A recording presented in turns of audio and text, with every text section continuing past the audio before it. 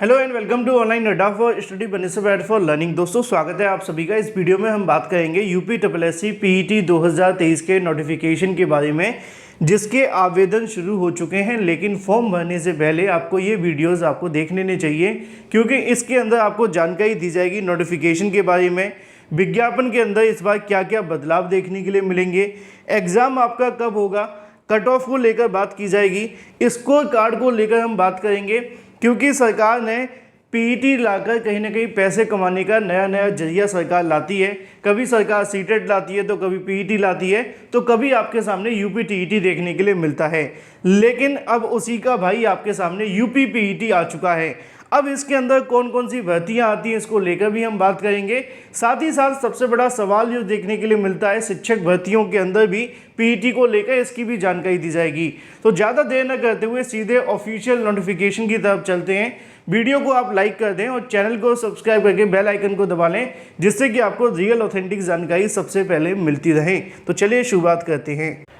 तो यहाँ पे दोस्तों आप सभी के सामने ऑफिशियल नोटिफिकेशन आ जाता है, जिसको लेकर जानकारी आपको एक एक करके दी जाएगी पूरे आराम से और आसानी से, जिससे कि आपको जो भी बताया जाए वो सब कुछ आपको समझ में आ सके। तो चलिए शुरुआत करते हैं। सबसे पहले विज्ञापन प्रकाशन की तिथि आपके सामने आ चुकी है 1/8/2023 के बारे में, जिसको लेकर आपके आवेदन 1/8 यानी कि आज से ही आपके आवेदन शुरू हो जाएंगे। साथ ही ऑनलाइन आवेदन शुल्क जमा करने की जो शुरुआत आपको देखने के लिए मिलेगी, वो भी आप सभी की आज से ही देखने के लिए मिलने वाली है। यानी कि आप लोग इसके लिए आवेदन आज से ही कर सकते हैं, अपनी फीस को भी सबमिट कर सकते हैं।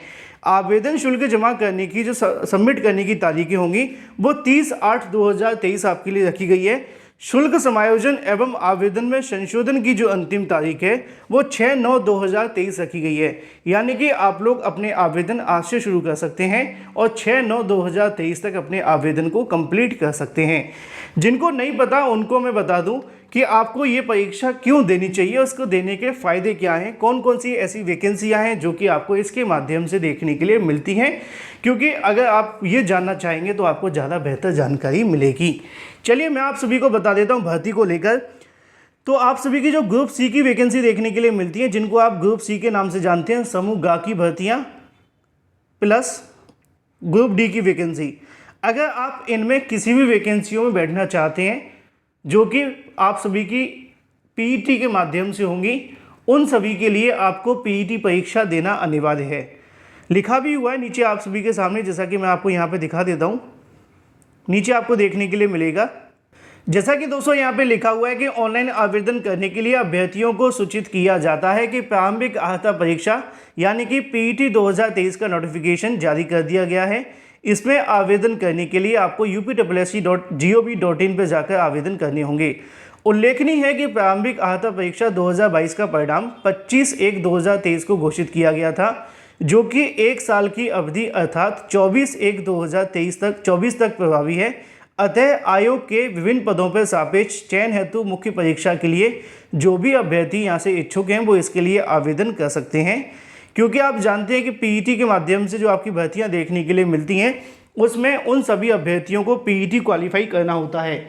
अब सवाल होगा कि कितने परसेंटेज, कितने गुना, या फिर कोई फिक्स कट ऑफ भी लगाई गई है या फिर नहीं, या जैसे कि आप जानते हैं कि आपका स्कोर कार्ड कितने साल के लिए वैलिड है। क्योंकि छात्रों के माध्यम से मांग की गई थी कि पीईटी का स्कोर कार्ड 5 साल के लिए वैलिड कर दिया जाए, है ना। पहली मांग तो ये थी।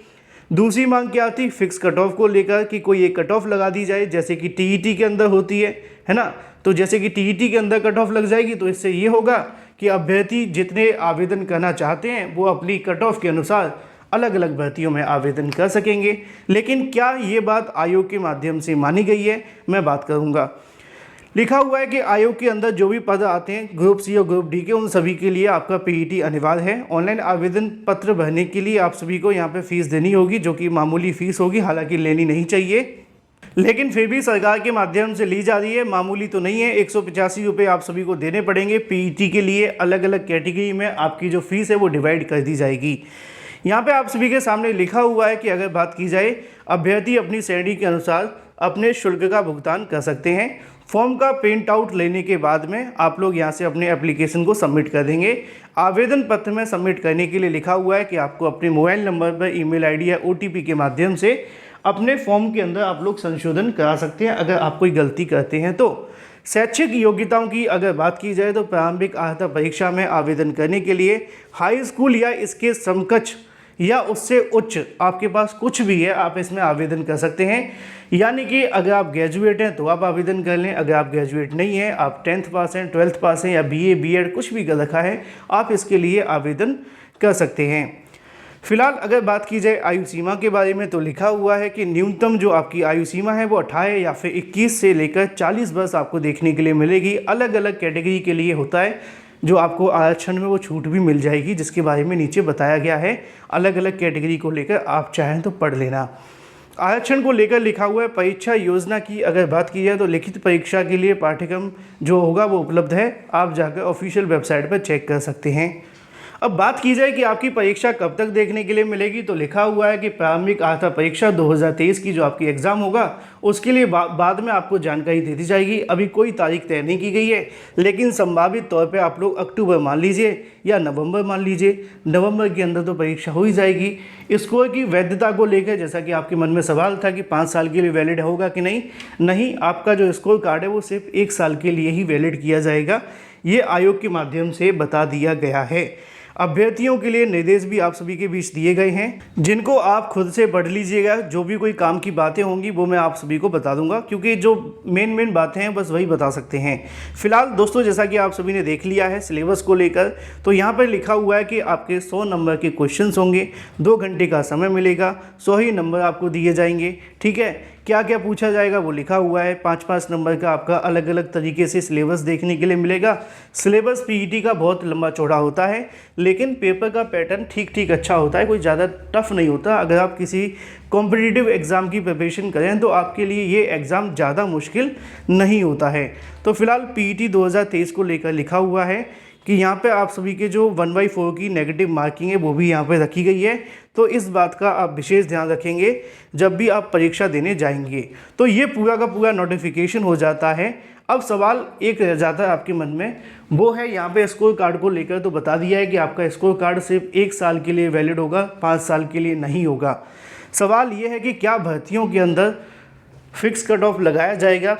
ऐसी चर्चाएं चल रही थी कि 55-60 कट ऑफ लगाया जा सकता है। हालांकि मैंने इसको लेकर कोई जानकारी नहीं दी थी, सोशल मीडिया पे बहुत सारे चैनल्स के माध्यम से बताया गया था, लेकिन इस बार भी भर्तियों के अंदर कोई फिक्स कट ऑफ नहीं लगाया गया है। नोटिफिकेशन में कोई जानकारी नहीं दी गई है। यानी कि अब आप मुख्य परीक्षा के लिए 15 गुना अभ्यर्थियों को ही शॉर्टलिस्ट करेंगे। अगर बाद में कोई बदलाव होता है तो इसकी जानकारी मैं आपको दे दूंगा। ये हो जाती है पीईटी को लेकर पूरी की पूरी जानकारी। अगर आपके मन में कोई सवाल है तो कमेंट करके पूछ सकते हैं। और एक सवाल रह गया था, वो संबंधित था शिक्षक भर्ती को लेकर कि क्या शिक्षक भर्ती में भी पीईटी देखने के लिए मिलेगा। तो शिक्षक भर्तियों में पीईटी नहीं होता है, इस बात को लेकर आप कंफ्यूज बिल्कुल ना हो, क्योंकि ये सिर्फ यूपीएससी भर्तियों के लिए है और यूपीएससी से कोई भर्ती नहीं आती है। Thank you for watching this video.